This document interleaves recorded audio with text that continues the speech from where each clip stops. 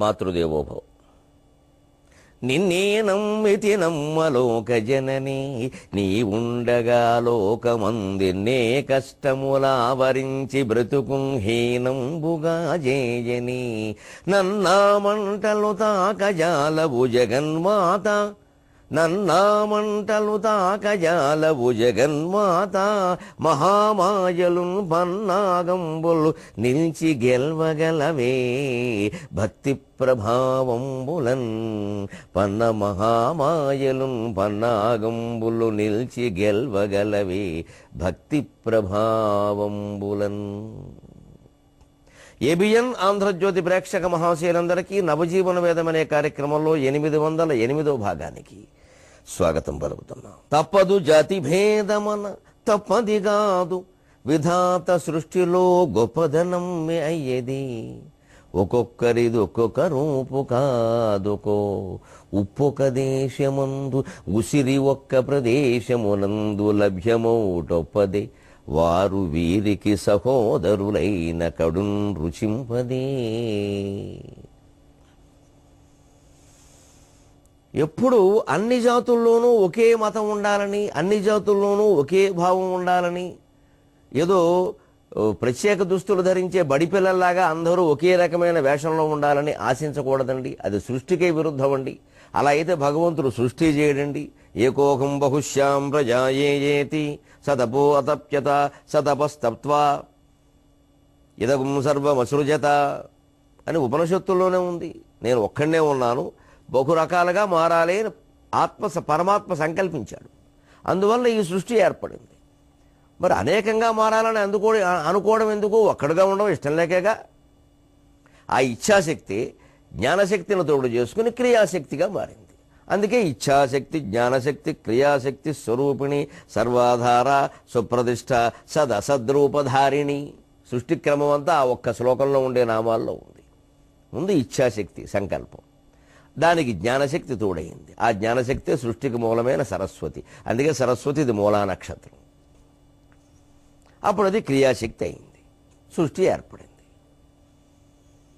అదే సర్వాధారమైంది, దానికి మూలం సర్వాధారం. సుప్రతిష్ఠ, ఆసక్తి కారణంగానే ఇది సుప్రతిష్ఠితమైంది. వెల్ ఎస్టాబ్లిష్డ్ అంటారు ఆంగ్లంలో. సదసద్రూపధారణి, అందువల్ల మూలమైనటువంటి సద్రూపము, సృష్టి రూపంలో కనిపిస్తున్న అసద్రూపము రెండూ అమ్మవారివి. మూల ప్రకృతికి అవ్యక్త, వ్యక్త, అవ్యక్త స్వరూపిణి. ఒక్కొక్క నామాన్ని విశ్లేషించుకుంటూ ఉంటే ఎంత హాయిగా, ఊరికే అరటిపండు తొక్క ఒలిచి చేతిలో పెట్టినట్టు హాయిగా తెలిసిపోతున్నాయండి. అందుకే వేగంగా పారాయణ చేసుకుంటూ వెళ్ళిపోకూడదండి. ఎప్పుడు విష్ణు సహస్రం, లలితా సహస్రం లాంటివి అలా వెళ్ళిపోకూడదు. ఒకవేళ సరే పారాయణ కోసం, నియమం కోసం పోనీ ఓ పావు గంటలోనో 20 నిమిషాల్లోనో పూర్తి చేద్దామని చేసినా దాంతోపాటు ఇంకో నియమం పెట్టుకోవాలి. కనీసం రోజుకి 10 నామాల అర్థం నేను చదువుకుని అప్పుడు ముగించాలి. పారాయణ అయిపోయాక, ముందు 1000 నామాల పారాయణ అయిపోయాక ఒక 10 నామాల అర్థం, ఒక్కొక్క వాక్యంలో అర్థాలు ఉన్న పుస్తకాలు ఉన్నాయి. మరి ఇంకా శంకర భాష్యాల్లోకి, లోతుల్లోకి 16 పేజీల భాష్యం అక్కర్లేదు, అంతొద్దు. కనీసం ముందు తెలుసుకోవడం, తర్వాత ఆసక్తి ఉన్నవాళ్ళు ఆ లోతుల్లోకి వెళతారు, అది వారి అదృష్టం. ఒక్క నామానికి కనీసం ఒక వాక్యంలో అర్థం ఏమిటి? సర్వాధార, అన్నింటికి ఆధారమైనది. ఆ మాత్రం తెలుసుకుంటే చాలు. ఇక దాంట్లో ఉండే విశేషాలు, ఉపనిషత్ భాష్యాలు తర్వాత విషయాలు. అలా ఒక 10 నామాలకు అర్థం తెలుసుకుంటే 100 రోజుల్లో మొత్తం సహస్రనామాలకు అర్థం తెలిసింది. మళ్ళీ ఈ పారాయణతో పాటే ఆ అర్థం తెలుసుకునే విధానం కూడా 10 నామాలు చేస్తే అలా ఒక 5-6 సార్లు జరగగానే మొత్తం ఏ నామం చదువుతుంటే ఆ అర్థం గుర్తొస్తుందండి. అసలు వాటిని ఆచరణలో పెట్టమండి, ఇంకా పారాయణ పని ఏం లేదండి. లెక్కలు బాగా వచ్చిన తర్వాత ఎక్కాలి ఎందుకండి? లెక్కలు చేయడం కోసమే కదా ఎక్కాలు, అంతే. అలా దేని ప్రయోజనాన్ని దానికి మనం విశ్లేషించి గ్రహించుకోగలిగితే అన్నిటి వల్ల ప్రయోజనం పొందుతాం. ఇగో ఇంత ప్రయోజనం ఉంది, ఇంత విశేషం ఉంది లలితా సహస్రంలో. అంచేత భగవంతుడి యొక్క ఇచ్చే అనేకంగా మారాలి అని ఉన్నప్పుడు సృష్టి అనేక విధాలుగా ఉండకుండా ఏకవిధంగా ఎలా ఉంటుందండి? దాన్ని ఏకవిధం చేద్దామని కూడా పొరపాటు. అందుకే ఏ ఇద్దరు మనుషుల్ని మనం సంపూర్ణంగా ఒక్కలా ఉండాలని ఆశించవద్దు. కవల పిల్లలు కూడా అలా ఉండరు. వారి మధ్య తగాదా లేకుండా ఉంటే చాలు, మనకు కావలసింది అది. అదే తప్పదు జాతి భేదమన తప్పది కాదు, విధాత సృష్టిలో గొప్పదనమే అయ్యేది. సృష్టిలో ఉండే ప్రత్యేకతే అది. మంచిది. ప్రపంచమంతా ఏకం చేయడం, ఒకే రాజు పరిపాలించడం సాధ్యం కాదండి. అప్పుడు గొడవలు అయిపోతాయి. ఎందుకంటే రాజుకి ఇద్దరు పెళ్ళాలు ఉంటారు. దాన్ని కూడా ఆపుతాడు. ఒక్క రాజు పరిపాలించేలా చేస్తాం. వాడు 3 పెళ్ళిళ్ళు చేసుకోకుండా ఆపగలమా? దశరథుడిని ఆపగలిగారా? కుదిరేది కాదు. అది మంచిది. ఆశించవలసింది అది కాదు. పరిపాలన బాగుంటే చాలు. ఆయన పెళ్ళాలు కూడా మనకు అనవసరం. మనకు సంబంధించినంత వరకు పరిపాలనే, అంతే లెక్క. గొప్పదనమే అయ్యేది. ఒక్కొక్కరిది ఒక్కొక్క రూపు కాదొకో. కవల పిల్లలు ఆడ మగ పుట్టినా, 2 ఆడాళ్ళు పుట్టినా, 2 మగ పిల్లలు పుట్టినా ఒక రూపంలో లేరండి. అలా ఉన్నట్టు కనపడతారు కదా. కాస్త సూక్ష్మంగా పరిశీలిస్తే తెలిసిపోతున్నాడు. బాగా లేకపోతే తల్లి ఎలా గుర్తుపడుతుంది, భార్యలు కాపురాలు ఎలా చేస్తున్నారు? వీలు కాదుగా. అంచేది ఎక్కడికెక్కడ రూపాలు తేడా ఉంటాయి. ఎంత పోలికలు ఉన్నాయన్నా రూపాలు తేడా ఉంటాయి. ప్రపంచంలో మనిషిని పోలిన మనుషులు 7 ఉంటారట. అంటే 8వ వాడు ఉండే అవకాశం లేదుగా. ఈ 7 కూడా వరుసగా నిలబడితే 7 రకాల భేదాలు కనపడతాయి. సుమారుగానే చెప్పడం అది. దానికి ఉదాహరణ ఏమిటంటే, ఉప్పు ఒక దేశమందు, ఉసిరి ఒక్క ప్రదేశమునందు లభ్యమోటప్పది. ఉప్పు సముద్రంలో దొరుకుతుంది. ఉసిరికాయ ఎక్కడో అడవిలో ఉంటుంది. మరి అడవిలోంచి ఉసిరికాయ తీసుకొచ్చి సముద్రంలోంచి ఉప్పు తీసుకొస్తున్నాడు మనిషి. ఈ 2 కలిపి అరిచేతులు పెట్టుకుని లాప్ అంటున్నాడు. ఉసిరికాయ తింటే ఉప్పు తినాలి, పక్కన లేత పళ్ళు పురుస్తాయి. అదే కరతల ఆమలకం అన్నారు. ఆమలకం అంటే ఉసిరికాయ. మనం అడవికి వెళ్ళి ఉసిరికాయని, అంబుధికి వెళ్ళి ఉప్పుని తెచ్చుకోవలసిన పని లేకుండా ఎవరైనా ఆ ఉప్పు ఉసిరికాయ తెచ్చి బజార్లో అమ్మితే కాస్త ఏదో ఇప్పుడు కూడా నోరు ఊరుతుంది. కాస్త ఏదో రూపాయి పెట్టి కొనుక్కుంటే అది కాస్త ఇలా పెట్టుకుంటే ఆప్ అనడానికి శ్రమే ఉందండి. ఏదైనా విషయాన్ని ఎవరైనా అర్థమయ్యేలా చెబితే ఇలాగే అంటారు. కరతలామలకం అండి. అరిచేతిలో ఉసిరికాయలే చెప్పేశారండి మొత్తం విషయం అంతా. బ్రహ్మాండమైన వేదాంతం అంతా ఒక్క దెబ్బలో అర్థమైపోయిందండి అంటారు. అటువంటి ఉదాహరణలే చెప్పేవాళ్ళు పనిగట్టుకుని వెతకాలి. అందుకు లోకజ్ఞానం బాగా ఉండాలి. శ్లోకజ్ఞానం ఉంటే సరిపోదు. ఎంతసేపు పుస్తకాలు చదువుతూ కూర్చుంటే అందులో ఉదాహరణలే వచ్చేస్తాయి. దానివల్ల ఉపయోగం లేదు. లోకజ్ఞానం ఉండాలి. లోకంలో ఉదాహరణ వెతకాలి.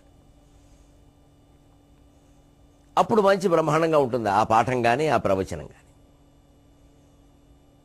ఉప్పు ఒక దేశమందు, ఉసిరి ఒక్క ప్రదేశమునందు లభ్యమోటొప్పదే. ఉప్పు ఉసిరిగా ఓ చోట దొరుకుతున్నాయి. అలాగే మనుషులు ఏమైనా ఊరుకున్నారు? ఆ రుచి తెలిసిన కాబట్టి అక్కడి నుంచి ఉప్పు పట్టుకొచ్చారు, ఇక్కడి నుంచి ఉసిరికాయలు పట్టుకొచ్చారు, 2 కలిపి చేర్చుకుని తింటున్నారు. వారు వీరికి సహోదరులైన కడును రుచింపదే. ఉప్పు అమ్మేవాళ్ళు, ఉసిరికాయలు అమ్మేవాళ్ళు సహోదర భావంతో ఉంటే సరిపోయిందిగా. లేకపోతే ఉండకపోతే ఉసిరికాయకి నష్టమే, ఉప్పుకి నష్టమే. ఒట్టి ఉప్పు ఎంతమంది కొంటారు? 2 రకాలు కొంటారు, కొన్ని ప్రయోజనాలు కొంటారు. ఉసిరికాయతో ఉప్పు కలిపి తినాలి, తినకపోతే కానీ కుదరదు అని తెలుసుకోవడం వల్ల ఖచ్చితంగా ఉప్పు అమ్మే చోట ఉసిరికాయ అమ్మే చోట ఉప్పు అమ్ముడవుతాయి. 2 వ్యాపారస్తులకి మంచిది. దీపావళి బాణసంచా అమ్మే చోట దీపాల ప్రమిదలు అమ్ముతారు, అక్కడే నూనె అమ్ముతారు, అక్కడే ఒత్తులు అమ్ముతారు, అక్కడే జరుగుతుంది వ్యాపారం. అది దేవుడు గుడి ఉన్న చోట కొబ్బరికాయలు పెట్టుకోవాలి, కానీ సారా కుట్టు దగ్గర కొబ్బరికాయలు కొట్టి పెట్టుకుంటే డబ్బులు ఇవ్వడం మానేసి నెత్తి పగల కొట్టేస్తాడు. కొబ్బరికాయలు కొట్టి ఎక్కడ పెట్టాలి? సత్యనారాయణ స్వామి గుడి దగ్గర పెట్టాలి. ఖచ్చితంగా కొబ్బరికాయ కొట్టాలి. పైగా అధ్యాయాన్ని కొట్టాలి. అక్కడ కొబ్బరికాయ కొట్టు పెట్టుకుంటే ఒకటి కాకపోతే ఒకడైనా కొంటాడు, కానీ సారా కొట్టు దగ్గర కొబ్బరికాయ కొట్టు పెట్టు ఎవడు కొంటాడు?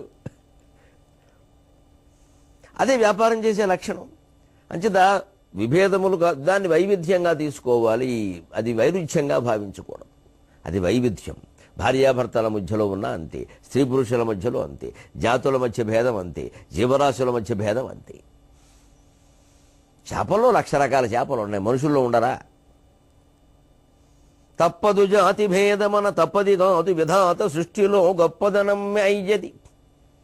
ఒక్కొక్కరిదొక్కొక్క రూపు కాదొకో ఉప్పొక దేశమందు ఉసిరి ఒక్క ప్రదేశమునందు లభ్యమోటొప్పదే. వారు వీరికి సహోదరులైన కడును రుచింపదే అని ముగించింది.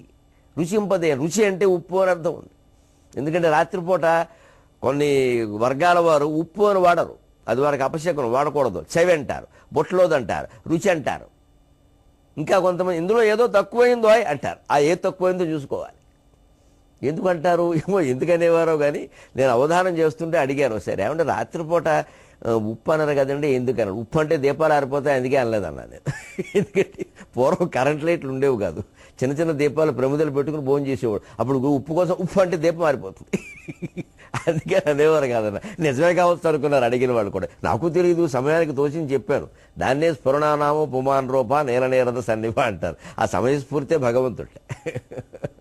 అది మనకి అమ్మవారు ఇచ్చింది, అందుకని చెప్తూ పోతాం అంతే. ఏమో రైట్ నిజమో కాదో తర్వాత విన్నవాళ్ళందరూ నిజమేనండి ఇది నిజమే అయి ఉంటుందన్నారు. అయి ఉండొచ్చు, నాకు మాత్రమే తెలుసు అన్నారు.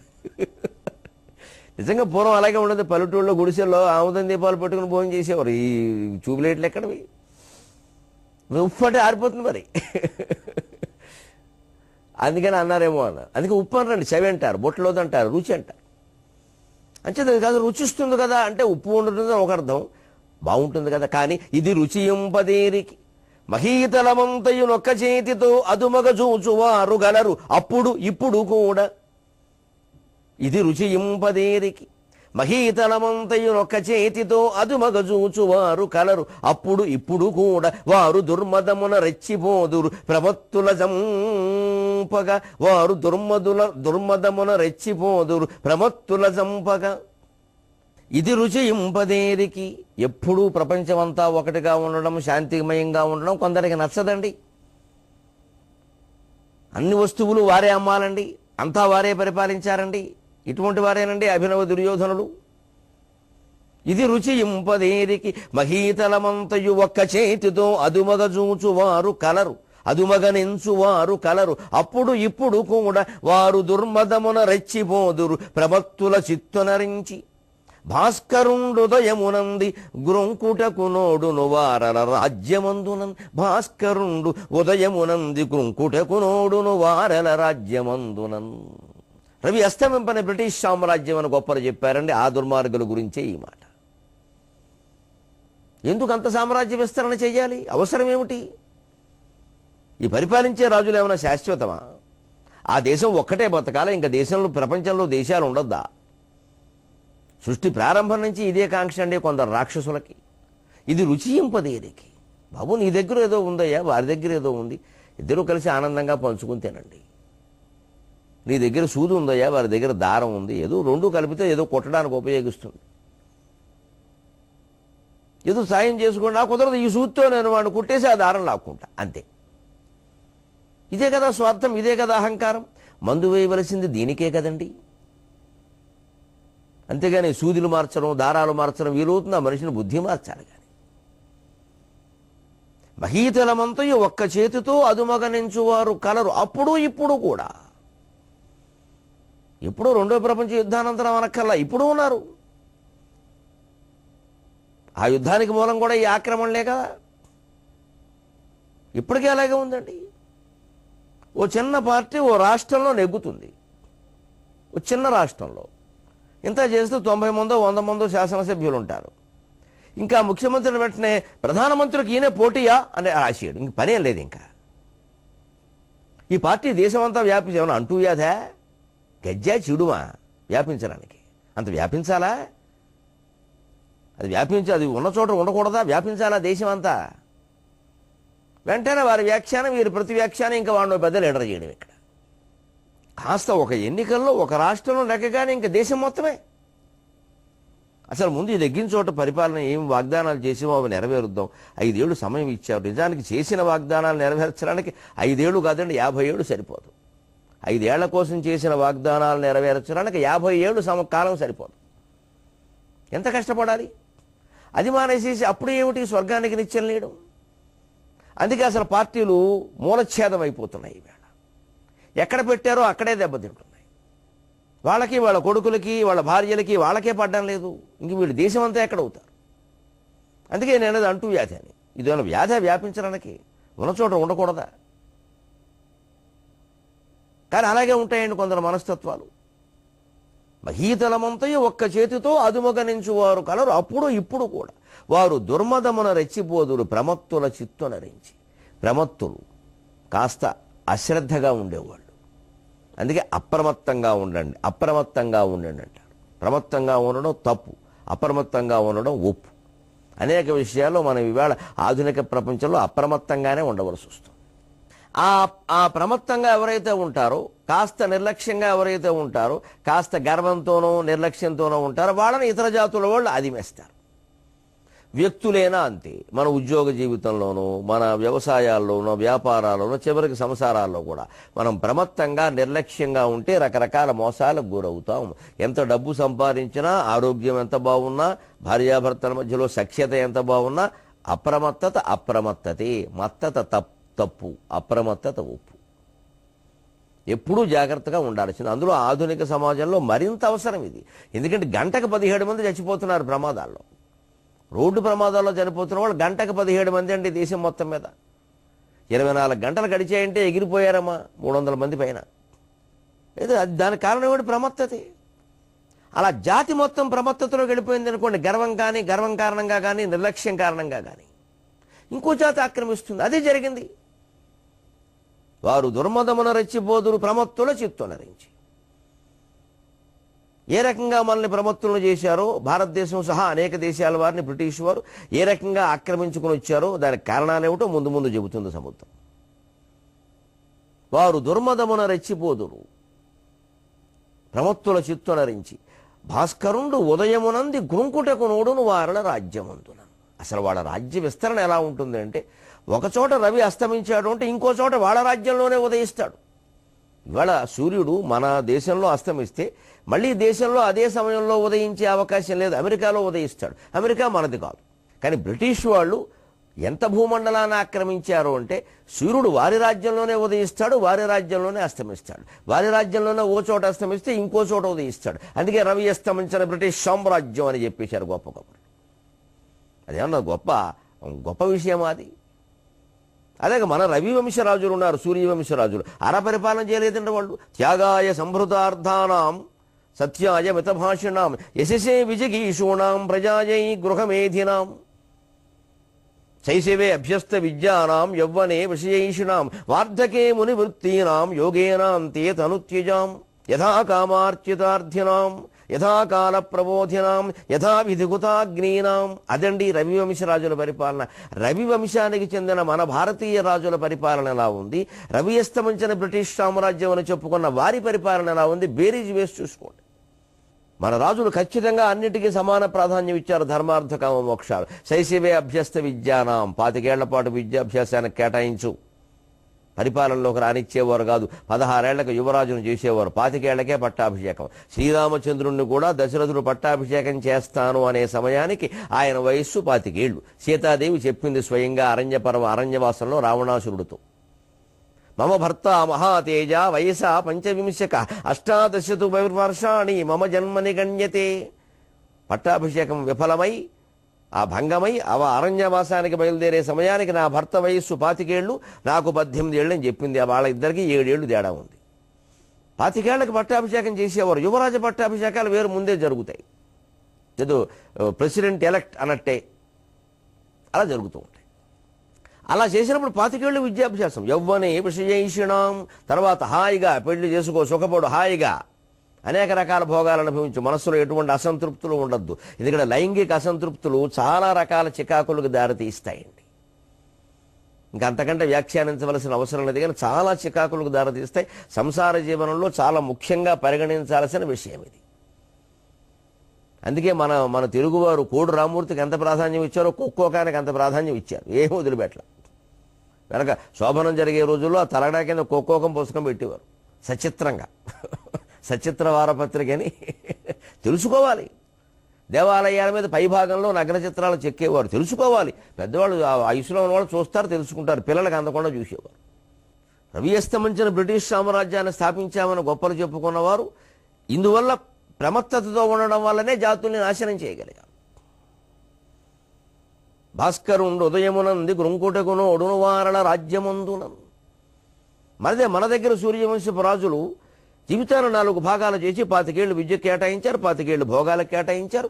అదే యోగే వార్ధకే మునివృత్తినాం. మళ్ళీ అదే రాజులు 50-60 ఏళ్ళు దాటగానే కొడుకులకు రాజ్యం అప్పగించి మునివృత్తిని అవలంబించేవారు. మౌనంగా ఉండేవారు, అడవుల్లో ఉండేవారు, దొరికిన ఫలాలు తినేవారు. అది కూడా 75 ఏళ్ళు దాటాక యోగేనాంతే తనుత్యజాం, యోగ మార్గంలో శరీరాన్ని విడిచిపెట్టాను చూసేవారు. అంతేగాని 90 ఏళ్ల తొక్కులయ్యాక కూడా రాష్ట్రానికి ముఖ్యమంత్రులుగా ఉండే దౌర్భాగ్యం ఈ స్వతంత్ర భారతదేశంలో వచ్చింది. సూర్యవంశపు రాజులు పరిపాలించినప్పుడు లేదు. ఎందుకంటే మా పార్టీలో ఆయనే సీనియర్ అండి, ఆయనే ఉండి, ఆయన కదలలేడు, మెదలలేడు, లేవలేడు, ఇంకా ఆయనే ఇక్కడ దరిద్రం. ఇప్పుడు మొత్తం 10 ఏళ్ల పడి చక్రాల కుర్చీ, మొత్తం రాష్ట్రం అంతా వాడి మీద ఆధారపడుతుంది. పెద్ద కర్మ అంటారు దీన్ని. ఆయనక కాంక్ష రాహిత్యం ఉండదు, ప్రజలకి బుద్ధి ఉండదు. ఇంకా వాళ్ళు ఎన్నికల్లో నిలబడుతుంటే ఓటు వేయడం. ఆ ఓటు ఆయన ఏమనండి మనం వేయం. ఆ చక్రాల కుర్చీలో ఉన్నవాడు ఓటు ఏమన్నాడు, వాడు వేయలేడు, వాడికి వాడు ఓటు వేసుకోలేడు, వాడికి మనం ఓటు వేస్తాం. కర్మ ఇది. అప్పటికి కూడా విరమణ పొంది ఇంట్లో ఉందామనే కాంక్ష త్యాగం వాడికి ఉండదు, కనీసం వాడిని ఎన్నుకోకుండా ఉందామనే జ్ఞానం మనకు కూడా ఉండదు. ఎన్నున్నా వయస్సేనండి, చేతకాంతనమేనండి. 90 ఏళ్ల వాడిని ప్రధానమంత్రి ముఖ్యమంత్రి చేస్తే ఏం చేస్తాడు? గౌరవం కోసం ఉంటే ఇంట్లో కూర్చోబెట్టి పింఛను ఇచ్చుకో. ఎప్పుడూ కార్యకారణ శక్తి విషయంలో యువకులు ఉండాలి, వెనకాల ఆలోచనలు సలహాల విషయంలో పెద్దవాళ్ళు ఉండాలి. ఆ 90 ఏళ్ళ ఆయన్ని కలిసి సలహాలు తీసుకోండి. అందుకే ఆయనకి గడపారించి తవ్వమంటే యువకులు పనిచేయాలి. అందుకే రాజకీయాల్లో కూడా ఒక 60 ఏళ్ళు మహా అయితే పోనీ అనుభవం కోసం 65 ఏళ్ళు అలా ఏదో పెట్టుకుని వెళ్ళిపోవాలి. వాళ్ళంతా వాళ్ళే వెళ్ళిపోవాలి. అదే పార్టీలో మహానుభావులు చాలామంది ఉంటారు, వారికి అవకాశం అయ్యేది. 80 ఏళ్ళు వచ్చినా 85 ఏళ్ళు వచ్చినా వదలడు. ఈ 50 ఏళ్ళ వాడు ఎవడన్నా ప్రధానమంత్రి ముఖ్యమంత్రి అయితే వాడికి పొల్లెడుతూ ఉంటాడు కింద నుంచి, నేను అవ్వాల్సింది వాడయ్యాడు. ఈ బుద్ధులు ఇలాగే ఉంటాయి, ఇంకా వృద్ధుల బుద్ధులు సంచలింపవే అని. ఇందుకేనండి చాలా స్పష్టంగా ఉంది ధర్మం. అటువంటి రవివంశరాజులు పరిపాలించిన మన దేశ పరిపాలనా వ్యవస్థకి, రవి అస్తమించిన బ్రిటిష్ సామ్రాజ్య వ్యవస్థకి ఆలోచనలో ఎంత తేడా ఉందో చూడండి. తెల్లని వారు కడు తెల్లము వారి మనస్సు, మానవులు చల్లగనుండవారు కనజాలరు, జాలరుట్లు వస్తువులు జల్లిరి ఎల్ల దేశముల జాతులు స్వేచ్ఛ హరింపగోరిరా నల్లని బుద్ధివారు, కథనంబన కమ్మని కూరవారికిన్, కథనంబన కమ్మని కూరవారికిన్. తెల్లని వారు తెల్లవాళ్ళు. బుద్ధిని అలాగా ఉన్నప్పుడు మనిషి తెల్లగా ఉంటే ఉపయోగమే ఉందండి. కడు తెల్లము వారి మనస్సు, వాడి మనస్సు చాలా స్పష్టం. మానవులు చల్లగనుండవారు కనజాలరు, అందరు మానవులు చల్లగా ఉండడం వాళ్ళకి ఇష్టం ఉండదండి.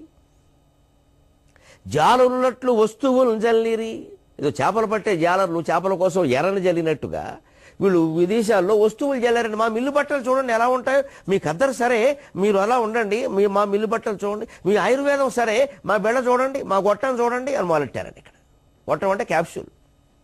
ఇదేదో అందంగా తెల్లగా ఉండ్రంగా ఉండడం, గొట్టం లోపలికి వేసుకోవడం, ఇదేదో బాగుంది అనిపించింది ఆకుపసర కంటే. దాంతో నాశనం చేసేశారు మొత్తం వైద్య వ్యవస్థని. కత్తి ముట్టుకోవలసిన పని లేకుండా ఆకుపసరతో వైద్యం చేసినటువంటి జాతికి తలకాయ నొప్పి వస్తే ఆపరేషన్ చేస్తున్నారండి వేళ ఇంగ్లీషు వైద్యం కారణంగా. తలనొప్పికి ఆపరేషన్ ఎందుకండి? డాక్టర్లకు బుద్ధి లేక కానీ. ప్రతిదానికి ఆపరేషన్, ఏమొచ్చినా ఆపరేషన్. లోపల రాళ్ళు ఉంటే కరిగించడానికి విధానం ఉండదు, ఆపరేషన్ చేసేయాల్సిందేనా? ఏదో వాడు 4 రాళ్ళు వెనకేసుకున్నాడు. ఈ మధ్య గాల్ బ్లాడర్లో రాళ్ళు ఎక్కువ అవుతున్నాయి అందరికీ. పాపం 4 రాళ్ళు వెనకేసుకుందామని వెనక బదులు గాల్ బ్లాడర్లో వేసుకున్నాడేమో 4 రాళ్ళు. అనేక రకాల వైద్యాలు ఉన్నాయండి ఆయుర్వేదంలో. అసలు మన విద్యార్థులను ఆయుర్వేదం మీదే పరిశోధన చేయించండి, ఎన్ని రహస్యాలు బయటపడతాయో. నేను చదివే చెబుతున్నా, నాకు ఇప్పుడు ఓపిక లేదు సాహిత్య విద్యార్థిని కావడం వల్ల. కానీ ఆయుర్వేదం చదివితే పోయి ఎంత వెనకబడిపోయామనిపించింది. ఆ సాక్షి ఉపన్యాసాల్లో పానుగంటి వారు పేర్కొన్నారు, ఎటువంటి దేశం ఎలా అయిపోయింది అని. 100 ఏళ్ల క్రితమే బాధపడ్డాడు ఆయన, ఇప్పుడుంటే ఇంకా మూర్చిపోయేవాడు. అదేనండి పరిస్థితి. మానవులు చల్లగానుండవారు కనజాలరు, అందరూ సుఖంగా తక్కువ ఖర్చుతో సుఖంగా బతకడం వాళ్ళకి ఇష్టం ఉండదండి. వస్తు వినియోగం పెంచియాలి, బాగా జీవన వ్యయం పెంచియాలి. అప్పుడు అక్రమాలకి అవినీతికి ఇంకా నీరు పోసియాలి. జాలరున్నట్లు వస్తువులు జల్లేరు, వాళ్ళు వస్తువులు జల్లారు దేశం అంతా చేపలు పట్టుకునే వాళ్ళ. ఈ మనుషులన్నీ చేపలు పట్టేశారు. ఇది కొత్త వస్తువులు చూపించడం, దాని మీద మోజు పుట్టించడం, దానికి ముందు ధర తగ్గించడం, తర్వాత పెంచేయడం. ముందు పలానా సిమ్ కొంటే ఫోన్ ఫ్రీ అన్నాం, తర్వాత వాడు మొత్తం అంతా జాతి అంతా 1 కోటి మంది ఫోన్లు కొన్నాక అప్పుడు పెంచాడు. ఇంకా సస్తాడా వాడక? వాడు చెప్పింది కొత్తగా చెప్పింది కొనకపోతే ఈ ఫోన్ పనిచేయదు. అది కొనేసరికి ఈ ఫోన్ ఖరీదు కూడా అందులోకి వెళ్ళింది. మన మీద ముందు ఉచితంగా ఇచ్చారండి. ఉచితంగా ఎందుకు ఇస్తారమ్మా ఉచితంగా? మనకన్నా మేనత్త కొడుకు అయితే మాత్రం ఇస్తాడా? కట్నం లేకుండా మేనత్త కొడుకునే పెళ్లి చేసుకునేవాళ్ళు కాదు. ఏమిటట ఇస్తారు? మనకు ఆలోచన ఉండాలి. అసలు ఉచితం అనగానే పరిగెట్టే విధానం ఉంది, ఇదే పనికిమాలిన విధానం. వాడు ఉచితం అంటున్నాడంటే అందులో ఏదో లోపం ఉందన్నమాట. లేదా ఉచితం ఏంటండి? వెనక మా చిన్నతనంలో ఎవరన్నా ఆదర్శం కోసం కట్నం లేకుండా పెళ్ళి అంటే వాడిని అనుమానించేవాడు. పాపం నిజంగా చేసుకునే సార్ ఏంటి కట్నం లేకుండా చేసుకుంటే కొంచెం కనుక్కో, ఎందుకైనా మంచిది, మొగాడైనా అనేవారు అంతే వెంటనే. అలా ఉండేది పరిస్థితి. మనం వీళ్ళు ఉచితం అనగానే ఎగబడిపోతున్నాం. అలాంటి ధోరణి ప్రజల్లో కూడా వస్తేనే ఈ ఉచిత పథకాలన్నీ ఆగిపోతాయి. ఇప్పుడు మోసాలు ఆగిపోతాయి. ప్రజలు చైతన్యవంతులు కావాలి, అందుకోసమే మా మాటలన్నీ. తెల్లని వారు కడుపు తెల్లము వారి మనస్సు మానవులు చల్లగనుండవారు కనజాలరు జాలరులట్టు వస్తువులను జల్లిరి ఎల్లదేశముల జాతుల స్వేచ్ఛ హరింపజూచిరి ఆ నల్లని బుద్ధివారు కథనం వన కమ్మని కూరవారికి. వాళ్ళు బుద్ధి నలుపండి, ఎంత తెల్లగా ఉంటే ఎవరికి కావాలండి. అందుకని అన్ని జాతుల యొక్క స్వేచ్ఛని హరింపజూశారండి. నెమ్మదిగా ఒక్కో విధానం ప్రవేశపెట్టేశారండి. దారుణమైన విధానం వాళ్ళు ప్రవేశపెట్టినవి రెండండి ప్రధానంగా విధానాలు. ఒకటి విద్యా విధానం మెకాలే. దానికి ముందు విక్టోరియా మహారాణే ఒప్పుకోలేదు. ఎందుకంటే వాళ్ళ అహంకారాలు వాళ్ళవి. మన ఇంగ్లీష్ భాష చాలా గొప్పది, అది డామిడ్స్ బ్లాక్ హెడ్స్. వాళ్ళు ఆవిడ ఇష్టం వచ్చినట్టు తిట్టింది ఆ దుర్మార్గురాలు, మన అవమానించి. వాళ్ళకి నేర్పడం ఏంటి? పోనీ అదేదో ఆ తిట్లు ఖాయం చేసి నేర్పకుండా ఉన్నా బాగుండేది నా జాతి. ఈ మెకాలే గాడు వీడు మోకాల్లో మెదడున్నవాడు, వీడు తిన్నగా ఉండక ఆవిడకు ఒక పొల్ల ఎక్కించాడు శకున్లాగా.